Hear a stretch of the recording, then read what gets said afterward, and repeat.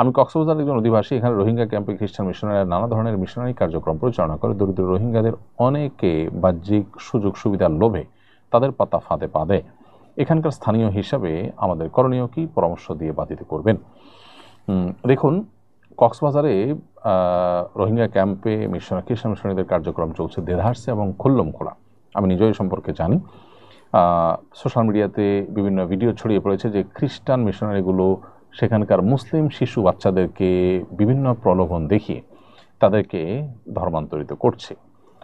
আমাদের প্রচলিত আইনে যেটা অপরাধ, সেই অপরাধ সেখানে সংগঠন হচ্ছে। আমি এও জানি যে অনেক ধর্মীয় সংগঠন, মুসলমানদের ধর্মীয় সংগঠনগুলো সেখানে কাজ করতে পারছে না, কাজ করতে গিয়ে নানাবিধ বাধার সম্মুখীন হয়েছে। সেখানে এই ধরনের একটা বেআইনি কাজ বিভিন্ন এনজিওগুলো করে চলেছে। অতএব এবারে আমাদের সতর্ক যেমন হতে হবে।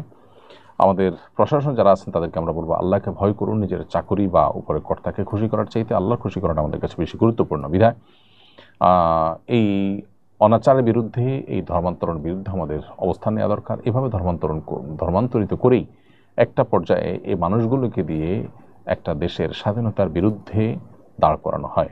পৃথিবীর বহু দেশে এর নজির রয়েছে। অতএব খ্রিস্টান মিশনারিরা কোনো দেশে মধ্যে স্বাধীনতা নষ্ট করে সেখানে নতুন একটা দেশ তৈরি করা অথবা মানুষের মধ্যে অস্থিতিশীলতা তৈরি করা, এটার জন্য তারা এই ধরনের কাজ এর আগেও করেছে, এখনও করছে। বিধায় দেশের প্রয়োজনে, রাষ্ট্রের প্রয়োজনে আমাদের প্রত্যেকটা মানুষের সম্পর্কে দায়িত্বশীল আচরণ করা দরকার এবং প্রত্যেকটা মানুষ সচেতন, সতর্ক হওয়া দরকার।